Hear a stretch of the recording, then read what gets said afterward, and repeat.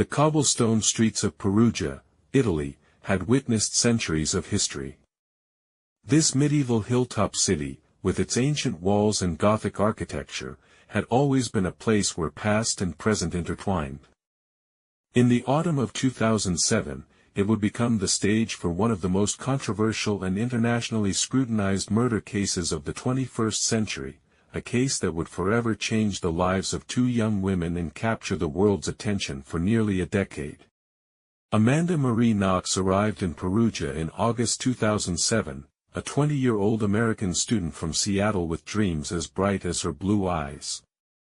She had come to study Italian and German at the University for Foreigners, part of a year-abroad program from the University of Washington. Amanda was vivacious, confident, and perhaps a bit naive about the world beyond the Pacific Northwest. She had chosen to live in a cottage at 7 Via della Pergola, on the outskirts of the historic city center, sharing the space with Italian students. Her housemate would be Meredith Susanna Kercher, a 21-year-old British exchange student from the University of Leeds. Meredith was studying modern history and had arrived in Italy with excitement about experiencing Italian culture and improving her language skills. Friends described her as gentle, studious, and kind-hearted, the type of person who made friends easily and genuinely cared about others. She had shoulder-length brown hair, warm brown eyes, and a smile that could light up a room. The cottage they shared was rustic but charming, situated in a quiet residential area surrounded by olive groves and rolling hills. It was divided into two separate apartments, with Meredith and Amanda sharing the upper floor with two Italian women, Filomena Mazzetti and Laura Mazzetti. The lower floor was occupied by Italian students as well. For Amanda, who had grown up in a middle-class American family, this was an adventure, living in a centuries-old building in one of Italy's most beautiful regions. At first, the living arrangement seemed to work well. Amanda and Meredith, despite their different personalities, appeared to get along reasonably well. Amanda was more outgoing and spontaneous, while Meredith was more reserved and focused on her studies. Amanda quickly immersed herself in the local nightlife, frequenting bars and clubs in Perugia's historic center, while Meredith preferred quieter evenings, often spending time with her British friends from the university. In October 2007, Amanda began dating Raffaele Solicito, a 23-year-old Italian computer science student from Bari. Raffaele was quiet, intellectual, and somewhat awkward, a sharp contrast to Amanda's exuberant personality. Their relationship developed quickly, with Amanda spending most of her time at Raffaele's apartment rather than at the cottage. This shift in Amanda's living arrangements would later become a crucial element in the unfolding tragedy. As autumn deepened and the leaves turned golden on the hills surrounding Perugia, tensions began to emerge in the cottage. Meredith had confided to friends that she was becoming frustrated with Amanda's lifestyle. Amanda often brought men home, didn't clean up after herself, and had a casual attitude towards shared responsibilities that clashed with Meredith's more structured approach to communal living.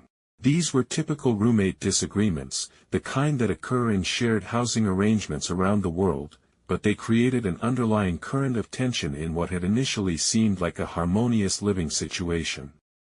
November 1, 2007, was All Saints' Day in Italy, a national holiday when families traditionally visit cemeteries to honor their deceased loved ones. For the students in Perugia, it was simply a night off from classes, an opportunity to socialize and enjoy the city's vibrant nightlife. Meredith had spent the day quietly, catching up on studies and correspondence with family back in England. In the evening, she joined her British friends at a pub in the city centre, where they shared pizza and drinks. Friends later recalled that she seemed in good spirits, though perhaps a bit tired from her studies. She left the group around 9 p.m., saying she wanted to return home to rest and prepare for classes the following day.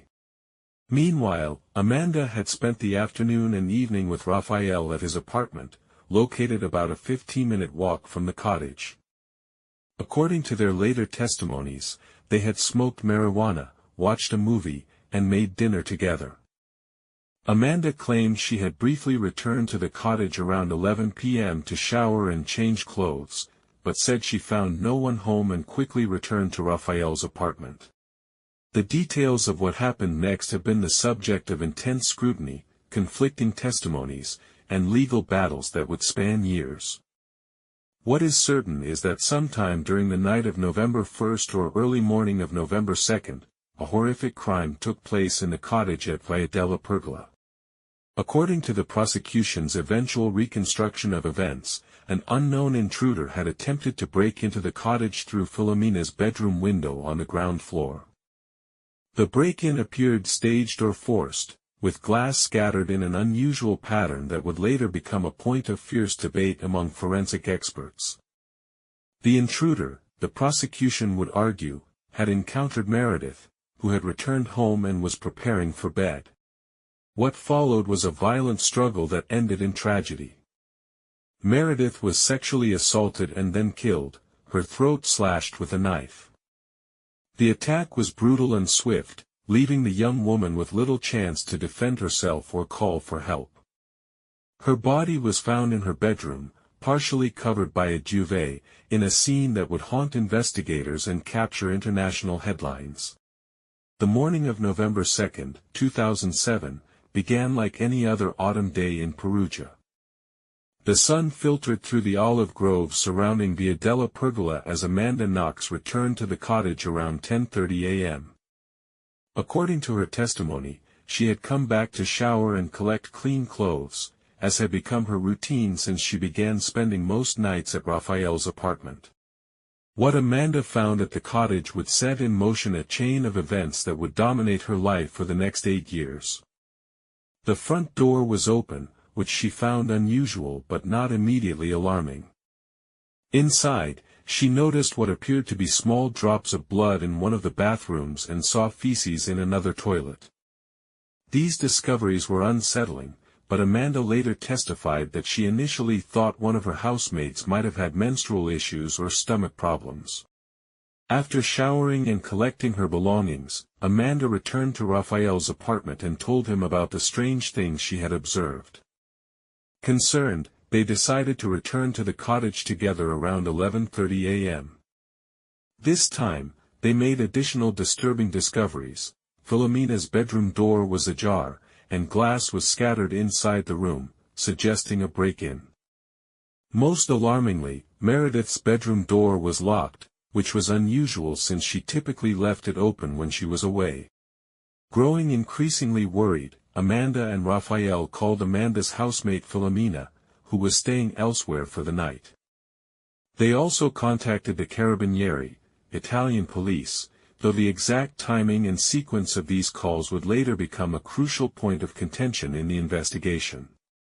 By early afternoon, both Filomena and the police had arrived at the cottage.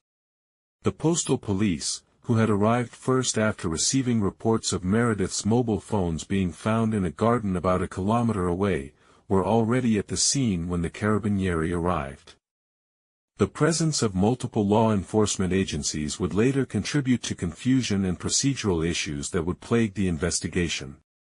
When Filomena and other friends arrived, the decision was made to break down Meredith's locked bedroom door. What they found inside sent shockwaves through the small group gathered in the cottage and would soon reverberate around the world. Meredith Kercher lay dead on the floor of her bedroom, partially covered by a white duvet that had been pulled up to her neck. The scene was immediately secured, and a murder investigation was launched. The initial response to the crime scene was, by many accounts, chaotic and compromised. The cottage quickly filled with people, police officers from different departments, Amanda and Raphael, Italian housemates, friends, and even curious neighbors. This influx of individuals into what should have been a sterile crime scene would later become a major point of criticism directed at the Italian authorities. Detective Monica Napoleoni and prosecutor Giuliano Mignini took charge of the investigation. Mignini, in particular, was a controversial figure who had previously been involved in high-profile cases that had drawn criticism for their unconventional theories and methods. His approach to the Kercher murder would prove to be equally contentious. From the beginning, the investigation focused heavily on Amanda Knox and Rafael Solicito. Several factors contributed to their emergence as suspects. First, their behavior at the crime scene struck some observers as inappropriate. They were seen kissing and embracing outside the cottage while police processed the scene, behavior that some interpreted as callous or suspicious. Second, inconsistencies began to emerge in their statements about their activities on the night of the murder and the morning of the discovery. Amanda's command of Italian was limited, and she spoke with police without a lawyer present, a decision that would prove costly. During questioning, she provided conflicting accounts of her movements and activities, changes that investigators interpreted as evidence of deception rather than the natural confusion and trauma that might affect a young person discovering a murder scene. The physical evidence at the scene painted a complex and, in some respects, contradictory picture. The break-in through Filomena's window appeared staged to some investigators. The glass scatter pattern suggested the window had been broken from the inside, and the position of various objects in the room seemed inconsistent with a genuine burglary. However, this interpretation would later be vigorously disputed by defense experts. Forensic analysis revealed traces of DNA evidence throughout the cottage, but the collection and processing of this evidence would become one of the most controversial aspects of the entire case. The Italian forensic team's methods and conclusions would be challenged repeatedly by independent experts, leading to years of scientific debate about the reliability of the physical evidence. On November 5, 2007, just 4 days after Meredith's body was discovered, Amanda Knox and Rafael Solicito were arrested and charged with murder. The speed of the arrest surprised many observers and would later be cited as evidence of a rushed investigation that prioritized quick results over thorough analysis. The arrest was preceded by hours of intensive interrogation, during which Amanda's statements continued to shift and change. She initially maintained that she had been at Rafael's apartment all night, but under pressure from investigators, she eventually implicated her part-time employer, Patrick Lumumba, a Congolese bar owner. Amanda claimed that she had been at the cottage during the murder and had heard Meredith screaming while Patrick attacked her. This accusation led to Patrick's immediate arrest, even though he had a solid alibi and was later released without charges. Amanda later recanted this statement, claiming she had been confused and pressured by police during the interrogation. She said investigators had suggested Patrick's involvement and that she had been physically and emotionally coerced into making false statements. The Italian police denied these allegations, but the controversy over Amanda's treatment during questioning would become a central issue in the case. Prosecutor Magnini developed a theory that the murder had been the result of a sex game gone wrong, involving Amanda, Rafael, and a third party. This theory suggested that Meredith had been killed after refusing to participate in group sexual activity. The prosecution argued that Amanda had harbored resentment toward Meredith due to their roommate conflicts and had orchestrated the attack with her boyfriend and an accomplice. The theory was sensational and captured international media attention, but it relied heavily on speculation and circumstantial evidence. Critics argued that it reflected cultural biases and stereotypes rather than solid investigative work. The prosecution's case would evolve and change significantly over the years, with various versions of events presented at different stages of the legal proceedings. While Amanda and Rafael sat in Italian prisons awaiting trial, investigators continued to analyze evidence from the crime scene. In November 2007, DNA analysis revealed the presence of genetic material from an unknown male in Meredith's bedroom and on her body. This discovery led to a search of criminal databases and eventually to the identification of Rudy Herman Guide, a 20-year-old man of Ivorian descent who had been living in Perugia. Gede had a criminal history involving break-ins and had been arrested just weeks before Meredith's murder for possession of stolen property. His DNA was found mixed with Meredith's blood in several locations in her bedroom, and his fingerprints were discovered throughout the cottage. Unlike the disputed evidence connected to Amanda and Raphael, the physical evidence linking Gede to the crime scene was substantial and unambiguous. Gede had fled Italy shortly after the murder, traveling to Germany where he was eventually arrested in November 2007. During questioning, he provided conflicting accounts of his involvement in the events at the cottage. He initially denied being there but later admitted to being present during the attack, claiming he had arrived at the cottage for a prearranged meeting with Meredith and had been in the bathroom when an unknown intruder attacked her. Gede's version of events continued to evolve, but he consistently maintained that Amanda and Raphael had not been present during the murder. This posed a significant challenge to the prosecution's theory, which required the involvement of all three defendants. The prosecution responded by arguing that Gede was lying to protect his co-conspirators, but many observers found this explanation unconvincing. In a controversial decision, Gede chose to be tried under Italy's fast-track procedure, which allowed for a quicker trial in exchange for a reduced sentence if convicted. In October 2008, he was found guilty of Meredith's murder and sentenced to 30 years in prison, later reduced to 24 years on appeal. His conviction was based primarily on the overwhelming physical evidence linking him to the crime scene and the victim. From the moment of the arrests, the Amanda Knox case became an international media sensation. The combination of young, attractive defendants, a brutal murder in a picturesque Italian city, and sensational prosecution theories created a perfect storm for tabloid coverage. American, British, and Italian media outlets competed to provide the most dramatic coverage of the case, often at the expense of accuracy and fairness. Amanda Knox, in particular, became the focus of intense and often misogynistic media scrutiny. She was variously portrayed as Foxy Knoxy, a seductive manipulator, or as an innocent American student caught in a foreign legal nightmare. Her behavior, appearance, and personality were dissected and analyzed by commentators who had never met her, creating a media persona that bore little resemblance to reality. The British press was particularly harsh in its coverage, reflecting grief and anger over Meredith's death and sometimes displaying anti-American sentiment. Tabloids published unflattering photos of Amanda and created narratives that portrayed her as callous and guilty regardless of the legal proceedings.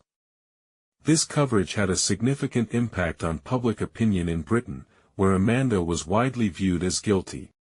Italian media coverage was equally problematic, often reflecting and amplifying the prosecution's theories without critical analysis. Prosecutor Magnini gave numerous interviews and press conferences, unusual behavior that would be considered improper in many legal systems. This media strategy helped shape public opinion but may have compromised the fairness of the legal proceedings. American media coverage was more divided, with some outlets defending Amanda as a victim of a flawed foreign justice system while others accepted the prosecution's narrative. The case became a cause célèbre for some American commentators who viewed it as an example of anti-American bias in Europe. The intense media coverage had profound effects on everyone involved in the case. It made it virtually impossible to find impartial jurors, influenced potential witnesses, and created enormous pressure on legal professionals to reach conclusions that would satisfy public opinion rather than serve justice. The trial of Amanda Knox and Raphael Solicito began in January 2009 in Perugia's courthouse, a modern building that contrasted sharply with the medieval city surrounding it. The proceedings would continue for 11 months, with testimony from hundreds of witnesses and examination of thousands of pieces of evidence. The prosecution's case relied heavily on what they argued was a web of circumstantial evidence pointing to the defendant's guilt. They presented the break-in as staged, argued that inconsistencies in Amanda and Raphael's statements proved deception, and claimed that traces of DNA evidence showed their presence at the crime scene during the murder. Central to the prosecution's forensic case were two pieces of evidence: a kitchen knife found at Raphael's apartment that prosecutors claimed was the murder weapon, and a bra clasp from Meredith's bra that allegedly contained Raphael's DNA. Both pieces of evidence would become the subject of intense scientific debate. The knife, which was collected from Raphael's apartment weeks after the murder, showed traces of DNA that prosecutors initially claimed belonged to Meredith. However, the amount of genetic material was extremely small, below the threshold that many forensic experts consider reliable for identification purposes. Independent experts would later question whether the DNA evidence was sufficient to draw any conclusions about the knife's involvement in the crime. The bra clasp was even more controversial. It had been left at the crime scene for 46 days before being collected, during which time the cottage had been accessed by numerous people. Video footage from the crime scene showed investigators handling the clasp without changing gloves, potentially leading to contamination. The clasp contained DNA from multiple individuals, raising questions about how Raphael's genetic material, if it was indeed present, had gotten there. The defense presented alternative theories and challenged the prosecution's evidence at every turn. They argued that the crime scene evidence pointed to a single attacker, Rudy Gide, and that there was no credible evidence linking Amanda and Raphael to the murder. They brought in independent forensic experts who criticized the collection and analysis of DNA evidence and questioned the prosecution's interpretation of the physical evidence. Character witnesses testified to Amanda and Raphael's peaceful nature and lack of any history of violence. Friends and family members described them as kind, gentle people who were incapable of the brutal crime described by prosecutors. However, the prosecution countered by arguing that anyone was capable of violence under the right circumstances and that the defendants had revealed their true nature on the night of the murder. The cultural and linguistic barriers facing Amanda became apparent during the trial. Her limited Italian meant she often struggled to follow proceedings, and cultural differences sometimes made her behavior appear inappropriate to Italian observers. Her tendency to smile or laugh when nervous was interpreted by some as callousness, while her emotional moments were dismissed as manipulation. On December 4, 2009, after deliberating for over 10 hours, the jury returned guilty verdicts against both Amanda Knox and Raphael Solicito. Amanda was sentenced to 26 years in prison, while Raphael received 25 years.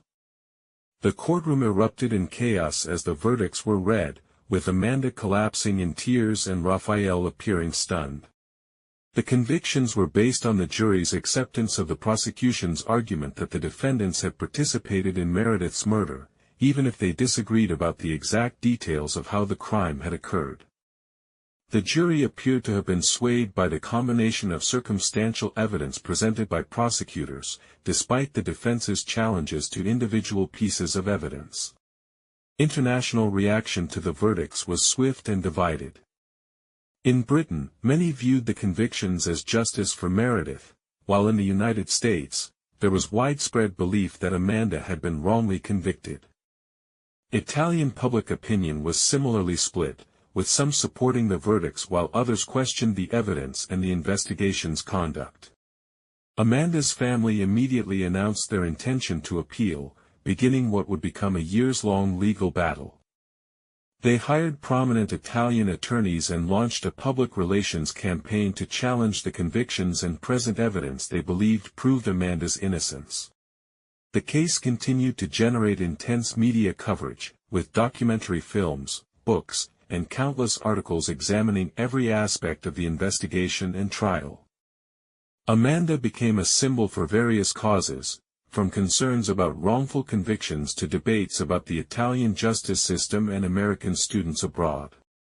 During her imprisonment, Amanda struggled to adapt to life in Capone prison outside Perugia. She learned Italian, participated in educational programs, and maintained her innocence while appealing her conviction. Her family visited regularly, and she received support from thousands of people around the world who believed in her innocence. The appeal process in the Italian legal system allowed for a complete re-examination of the evidence, essentially creating a new trial. Amanda and Raphael's appeal began in November 2010, presided over by Judge Claudio Pertillo-Hellman, who would prove to be more skeptical of the prosecution's case than the original trial judges. The appeal court ordered independent reviews of the two key pieces of forensic evidence, the knife and the bra clasp. The court appointed two forensic experts, Carla Vecchiotti and Stefano Conti, both professors at Rome's La Sapienza University, to conduct fresh analysis of the evidence. Their findings were devastating to the prosecution's case.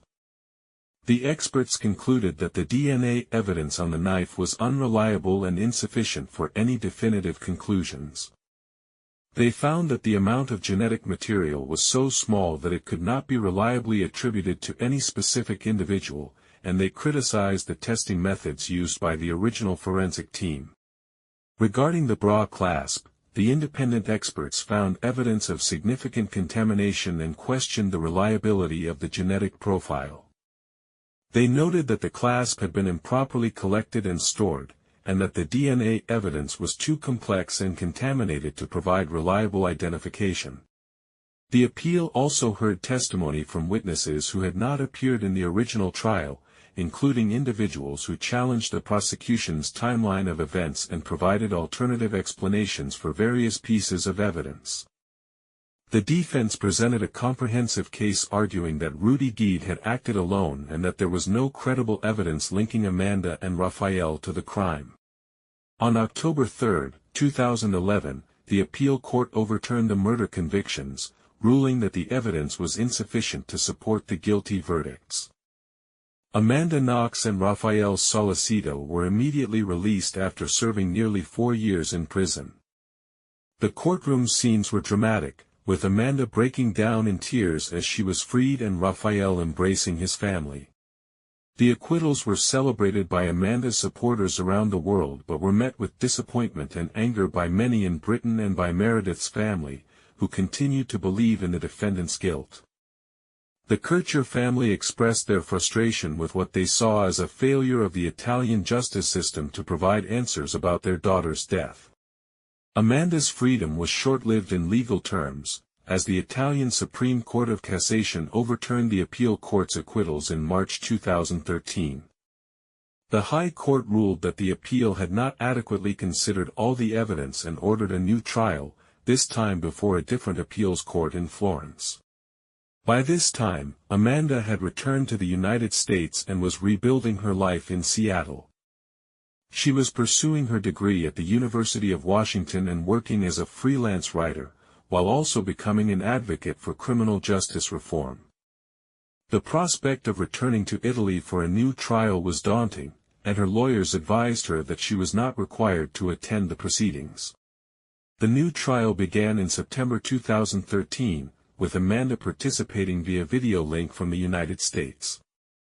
The Florence court re-examined much of the same evidence that had been presented in previous proceedings, but with different judges who proved more receptive to the prosecution's arguments.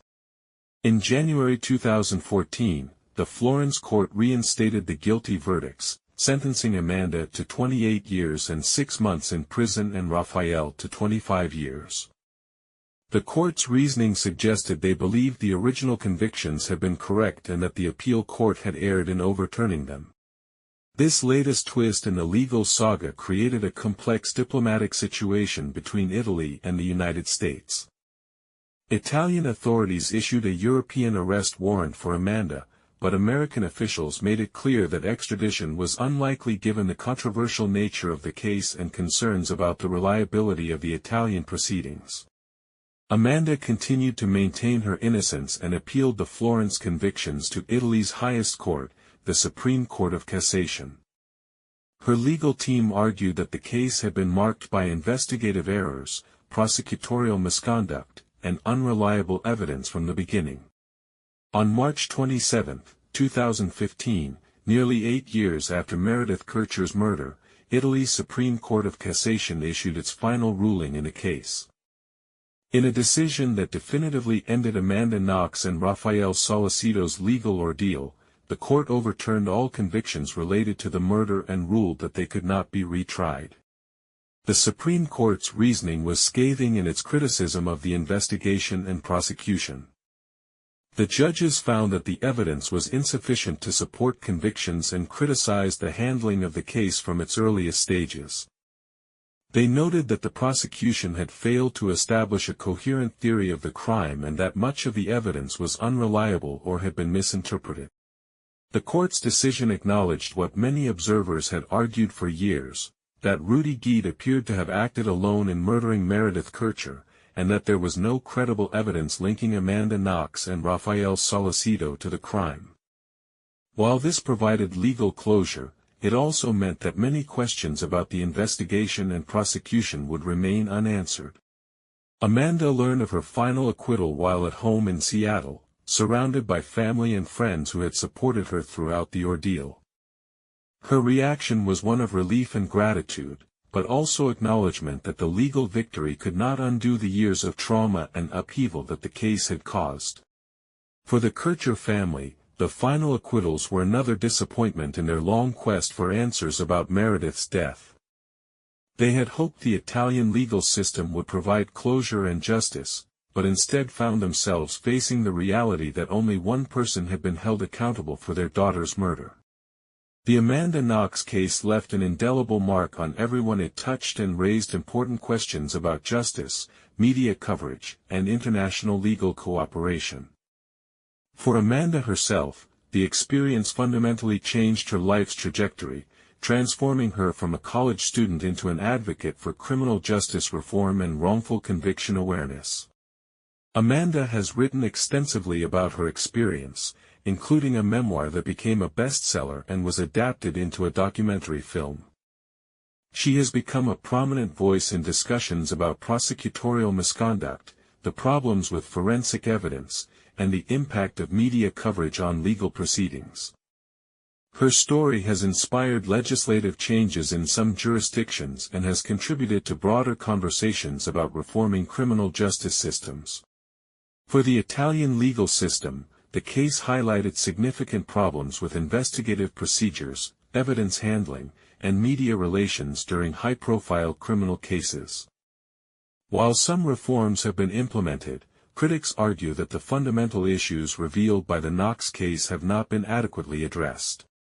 The media coverage of the case has been studied extensively by journalism scholars and has led to discussions about responsible reporting in criminal cases. The intense focus on Amanda's personality and behavior, often at the expense of factual accuracy, has been cited as an example of how media coverage can distort public understanding of legal proceedings. Meredith Kercher's memory has been honored through various charitable initiatives and scholarships established by her family. While the legal proceedings dominated headlines, those who knew her have worked to ensure that she is remembered for her life and potential rather than just as a victim of crime. The case also highlighted the complexities of international legal cooperation and the challenges faced by citizens accused of crimes in foreign countries. Amanda's experience has led to discussions about consular assistance, legal representation, and the rights of defendants in international criminal proceedings. Perhaps most importantly, the Amanda Knox case serves as a cautionary tale about the dangers of rushing to judgment based on incomplete or unreliable evidence. It demonstrates how initial assumptions and biases can shape an investigation in ways that lead to wrongful convictions, and how difficult it can be to correct course once legal proceedings have begun. The tragedy of Meredith Kercher's murder remains. A young woman with her whole life ahead of her was brutally killed, and while Rudy Gide was convicted and served his sentence, the broader circumstances surrounding her death have never been fully explained. For her family and friends, this lack of complete closure continues to be a source of pain and frustration. The Amanda Knox case will likely continue to be studied and debated for years to come, serving as a complex example of how criminal justice systems can both succeed and fail in their pursuit of truth and justice. It reminds us that behind every high-profile case are human beings whose lives are forever changed by the intersection of crime, law, and media attention. In the end, the case stands as a testament to the importance of thorough, unbiased investigation, the presumption of innocence, and the critical role that competent legal representation plays in ensuring that justice is served. It also serves as a reminder that in our interconnected world, local crimes can become global phenomena, with consequences that extend far beyond the immediate participants. The story of Amanda Knox and Meredith Kercher will continue to resonate as a cautionary tale about the complexities of seeking justice in an imperfect world, and as a reminder of the human cost when legal systems, media coverage, and public opinion converge in ways that prioritize spectacle over truth.